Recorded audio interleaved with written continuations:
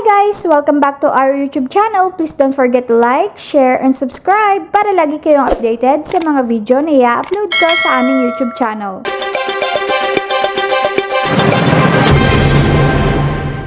Okay. So yung coverage nung sa first quarter, covered na po yun yung mga late filers galing simula September, Ma'am Ana Marie. Yes po, sir. Bale, sa tansya po namin, sa pagko-compute po namin, meron na po kaming na-validate na mabibigyan ng mga lolo't lola, umaabot po sa 500 million. Yung po mga lolo't lola na